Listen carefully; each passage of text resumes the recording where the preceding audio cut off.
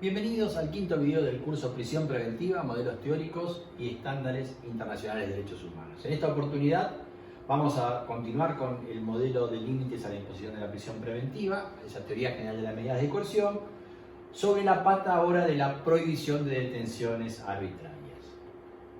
Vimos que hay una primer pata que es principio de inocencia, que hemos considerado como regla de interpretación y como regla de tratamiento. Vamos a ver en esta oportunidad un segundo eje de esta teoría general, que es la protección contra las medidas de coerción arbitrarias. Hoy en los instrumentos internacionales de derechos humanos están prohibidas tanto las detenciones como las injerencias arbitrarias. Aquí están las normas de esos instrumentos internacionales que así lo prevén: la Declaración Universal de Derechos Humanos, el Pacto Internacional de Derechos Civiles y Políticos, la Convención Americana y la Declaración Americana.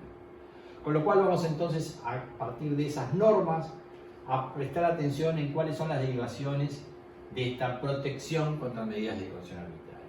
Y en este sentido, la Corte Interamericana, en la sentencia de Romero Félix del 15 de octubre de 2019, en el párrafo 91, dice que no se debe equiparar el concepto de arbitrariedad con el de contrario a la ley, sino que debe hacerse una interpretación más amplia de la idea de arbitrariedad.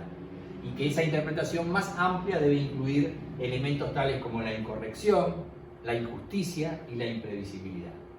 Y esta misma lógica, pero ampliada incluso a otros supuestos, se nos da desde la óptica de Naciones Unidas, porque el Comité de Derechos Humanos, que es el órgano de aplicación del Pacto Internacional de Derechos Civiles y Políticos, en esta observación general número 35 del 2014, en el párrafo 12, también menciona la idea de inadecuación, injusticia e imprevisibilidad, o sea, los tres supuestos que nos brinda la Corte Interamericana, pero agrega además otros: las debidas garantías procesales y las consideraciones relacionadas con falta de razonabilidad, de necesidad y de proporcionalidad.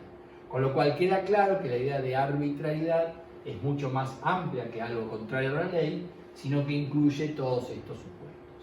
Y entonces todos estos supuestos nos generan ciertos requisitos para que la prisión preventiva o la medida de coerción no sea arbitraria. Y en este sentido, insistiendo con la sentencia de Romero Félix de la Corte Interamericana, el párrafo 92 nos da algunas pautas por las cuales una prisión preventiva no sería arbitraria. Dice: para que una medida cautelar restrictiva de la libertad, es más, cualquier medida de coerción, no sea arbitraria, es necesario que, en primer lugar, se presenten presupuestos materiales relacionados con la existencia de un hecho ilícito y con la vinculación de la persona procesada a ese hecho. Un inciso 2, donde dice que estas medidas cumplan con 4 elementos de lo que ellos, desde la Corte Interamericana, denominan test de proporcionalidad. Es decir, los 4 elementos son la finalidad de la medida, que debe ser legítima, que en el sistema interamericano solo es riesgo de fuga y riesgo de entorpecimiento, que sea idónea para neutralizar y conseguir ese fin, que sea necesaria y que sea proporcional. Finalmente, el inciso 3 habla de que esa decisión que impone la medida de coerción tenga una motivación suficiente. En estos 3 incisos que aparecen, estos párrafos aparecen también en otras sentencias de la Corte Interamericana. Por ejemplo, la sentencia Hernández del 22 de noviembre de 2019 en el párrafo 103, y en la sentencia Jenkins del 26 de noviembre de 2019, párrafo 74. En estos 3 incisos lo que vemos es que hay varios elementos, varios principios que pueden ser integrados a la teoría general. Motivación suficiente es fundamentación. Dentro de la motivación necesitamos estos presupuestos materiales y una finalidad legítima. Y además necesitamos, por fuera de esa fundamentación, que la medida sea idónea, que sea necesaria, que sea proporcional. Bueno, aquí aparecen varios entonces de esos principios a los cuales pretendo darle una sistematización más orgánica. Vamos a hablar que entonces de esa pata de protección contra medidas arbitrarias, en primer lugar, deriva un principio de legalidad, esto es que la medida de coerción tiene que estar tipificada en la ley. Este requisito de fundamentación que nos exige, como vimos, Romero Félix, un principio de judicialidad o de intervención judicial obligatoria, que intervenga un juez en la medida de coerción, un principio de doble conforme, que respecto de esa decisión del juez sea posible llevarla al control de otros jueces, El principio de necesidad atado con el de provisionalidad va a durar mientras sea necesario y por lo tanto cuando deja de ser necesario debe cesar y por eso es provisoria. Y la idea de un control periódico para verificar si todavía es necesario mantenerla. La idea del requisito de idoneidad de la medida, que como vimos en Romero Félix estaba, y esta idea de proporcionalidad que también estaba, y una consecuencia ulterior del principio de proporcionalidad es limitación temporal de la medida. Todos estos principios, que son los que vamos a considerar, tienen entonces anclaje en esta idea de protección contra las medidas de coerción arbitraria. Vamos a empezar por el primero, principio de legalidad.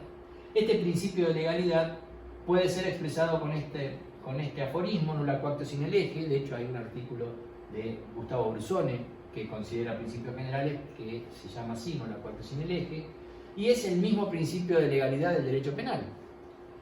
Está receptado para las medidas de coerción en el artículo 9.1 del Pacto Internacional de Derechos Civiles y Políticos, que dice que nadie podrá ser privado de su libertad, salvo por las causas fijadas por ley y con arreglo al procedimiento establecido.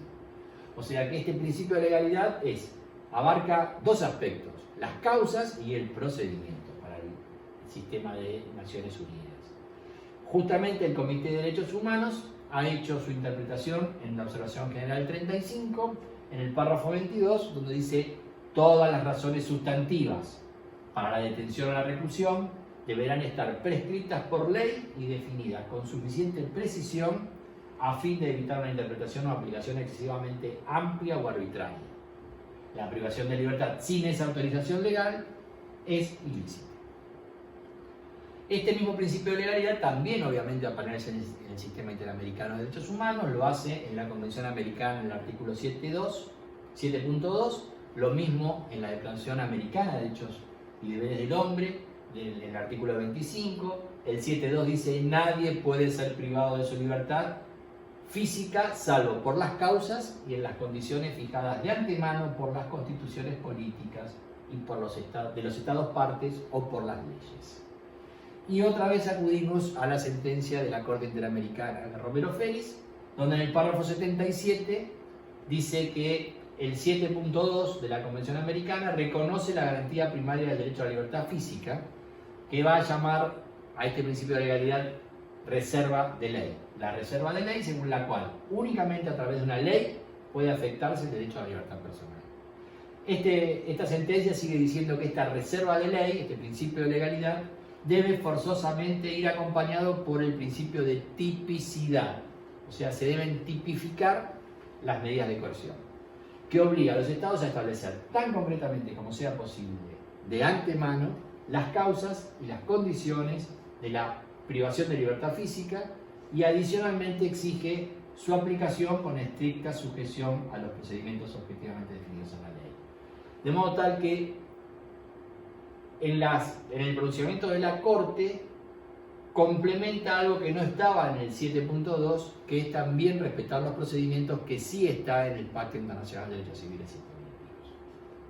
Este es entonces el contenido del principio de legalidad que exige ley previa, estricta y escrita. Vamos a pasar a otro de los requisitos, el segundo, el requisito de fundamentación. Siguiendo otra vez con la Corte Interamericana en Romero Félix, nos habla de la necesidad de motivación suficiente en el párrafo 110 y dice que es preciso que el Estado fundamente y que acredite de manera clara y motivada según cada caso concreto la exigencia de los requisitos exigidos por la Convención. Y una primera pata de esa fundamentación viene dada por este primer requisito que en el párrafo 92 denomina presupuestos materiales y en el párrafo 93 define, diciendo que para la prisión preventiva deben existir indicios suficientes que permitan suponer razonablemente que un hecho ilícito ocurrió y que la persona sometida al proceso pudo haber participado en este ilícito y por supuesto cita, como es tradición, sentencias anteriores de la Corte, en este caso Cervellón García y Chaparro Álvarez y Lapúñez. Agrega también la Comisión Interamericana esta misma exigencia como principio 3.2 en los principios y buenas prácticas para las personas privadas de libertad en las Américas que aprobó en 2008. Con lo cual aparece este estándar a nivel interamericano. Siguiendo este requisito de fundamentación, entonces una primer pata es esta verosimilitud sobre la existencia de un hecho como típico y la participación del imputado en él, pero no es suficiente. A ese requisito, que es una primer pata de la fundamentación, se le debe sumar una finalidad legítima. Este requisito es necesario, pero no es suficiente. Así, por ejemplo, lo dice la Corte Interamericana en esta sentencia, Jenkins, de noviembre del año pasado, y Hernández también de noviembre del año pasado. Esa finalidad legítima bien puede ser riesgo de fuga o riesgo de entorpecimiento. De hecho, esto es riesgo procesal, que en el sistema interamericano son los únicos dos motivos, y aquel otro también se lo exige, y allá, como esta es medida cautelar, le vamos a denominar al primer requisito fumus bonis iuris de la medida cautelar, uno de buen derecho, y a este otro periculum in mora, riesgo de fuga o riesgo de entorpecimiento. Pero esto es exclusivo del sistema interamericano. Aquel requisito rige para los dos, para el interamericano y el de Naciones Unidas. Y en el caso de Naciones Unidas, la finalidad legítima también puede ser riesgo de reiteración delictiva, porque no sostiene el sistema de Naciones Unidas el modelo de medida cautelar, que es el último de los modelos teóricos que vamos a considerar. En definitiva, todos estos temas que estamos charlando nos remiten a fundamentos legitimantes, riesgo de fuga, riesgo de entorpecimiento, reiteración delictiva, alarma social, y los modelos para acreditarlo. Modelos de indicadores, modelos de presunciones legales limitantum iure de iure, que son temas que vamos a considerar en los últimos dos videos del curso. Pasamos ahora a ver cómo juega esto en el código, en el sistema federal vigente, y tenemos que en el código Levene, donde se decretan los procesamientos, se resuelve situación procesal, el requisito de hecho típico y participación en el hecho del imputado, lo va a satisfacer el auto de procesamiento previsto en el artículo 306.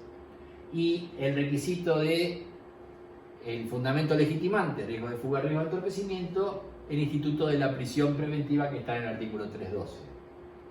Ahora, cuando se decreta la falta de mérito del artículo 309, no se dispone, justamente se lo hace porque no hay mérito para el procesamiento, y ese artículo impone la libertad.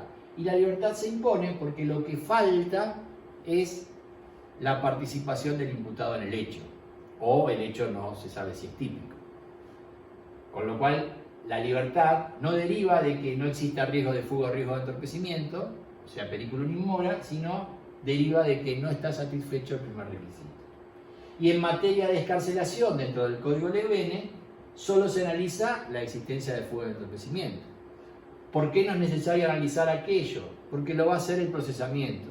Y por supuesto que podemos denegar la excarcelación sin todavía procesar, siempre que lo hagamos eso dentro del término de 10 días. Pero si vencidos los 10 días no procesamos y no dispusimos libertad, no importa que haya riesgo de fuga o entorpecimiento, sino que la libertad deriva de que no se da por verificado el requisito fumus bonis.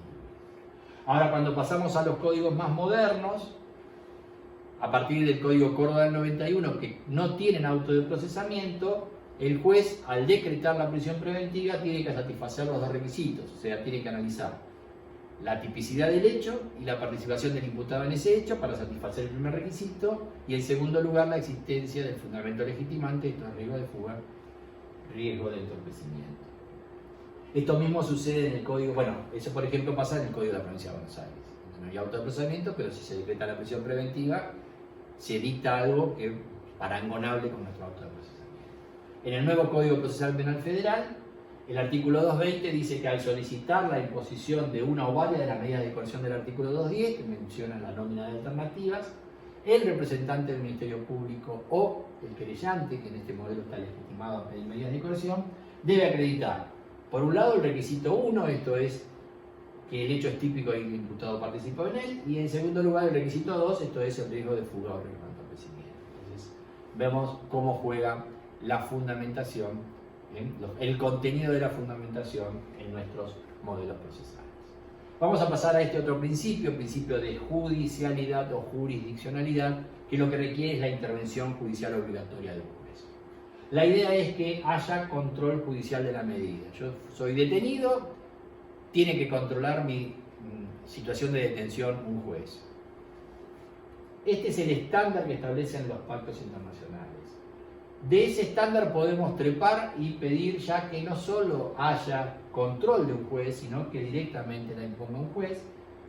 Respecto a la prisión preventiva, por ejemplo, esa es la exigencia que sostienen Mayer y Cafferata-Nores, pero que, por ejemplo, no está recetada en los códigos de Córdoba y Chaco, en los cuales la prisión preventiva puede ser decretada por el fiscal.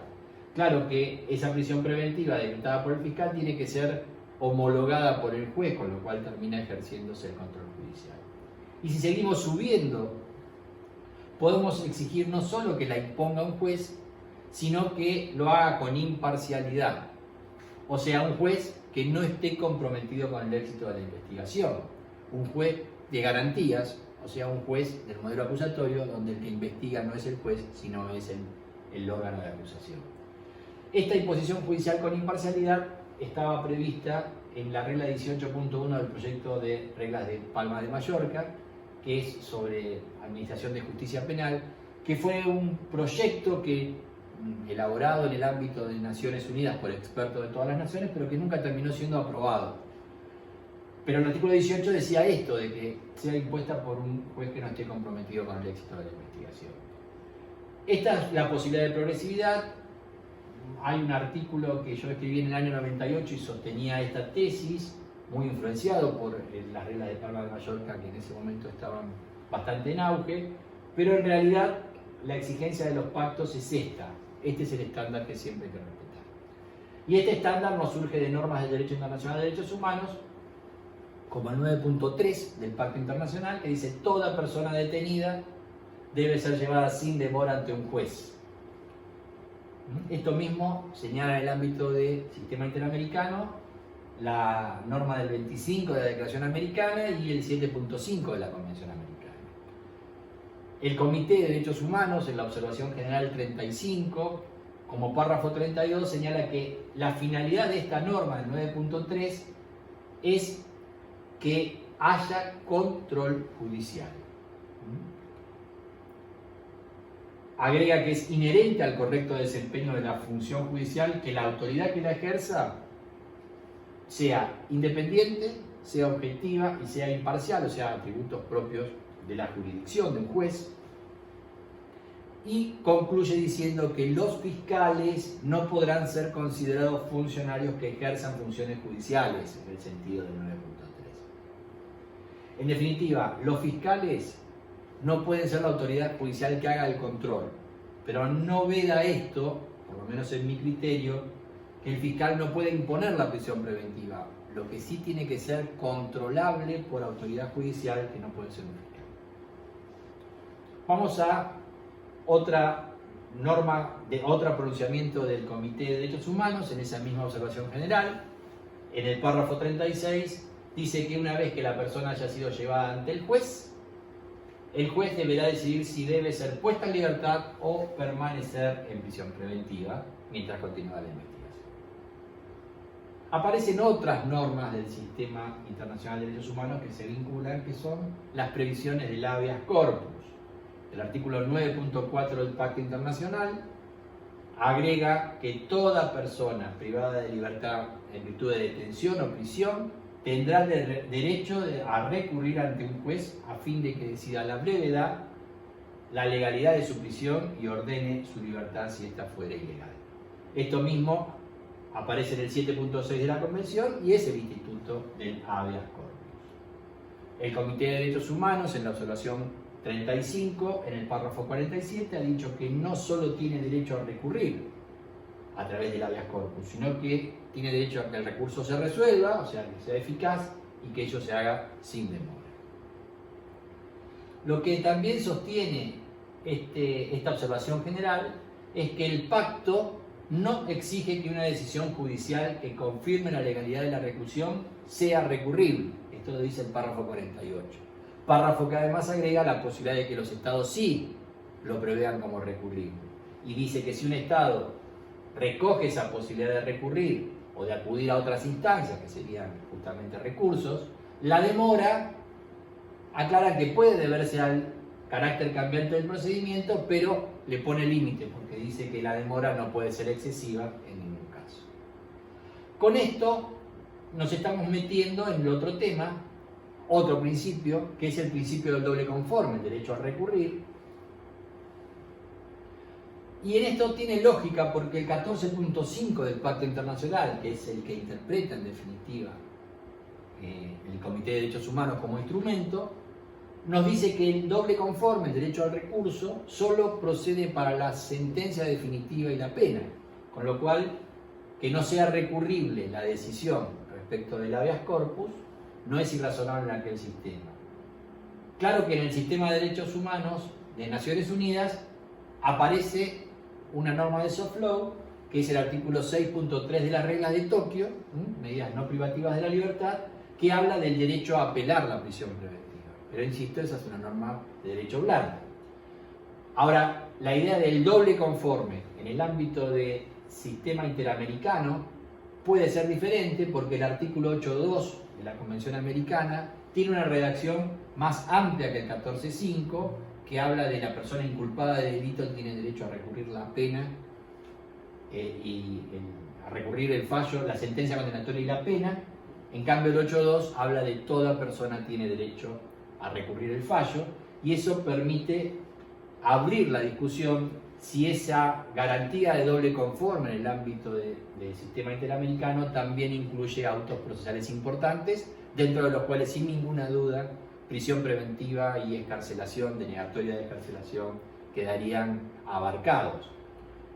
Una respuesta positiva a este interrogante lo ha dado la Comisión Interamericana porque dijo precisamente que los autos procesales importantes, los autos interlocutorios importantes, quedan amparados por el principio del doble conforme en los términos del 8.2H.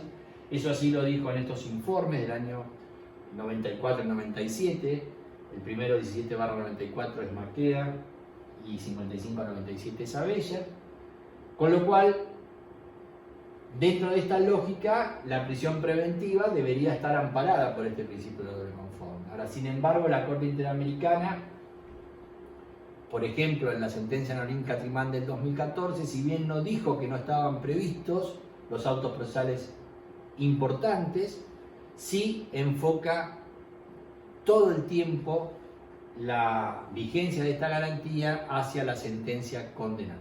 Así que esto está hoy en cierta duda si este principio del doble conforme tiene raigambre en los pronunciamientos del sistema internacional de derechos humanos, más allá de que sí todas las legislaciones internas prevén los recursos contra la privación de libertad a través de prisión preventiva. En definitiva, vimos en este video estos 4 principios, nos restan estos otros 4 que vamos a analizar en un próximo video.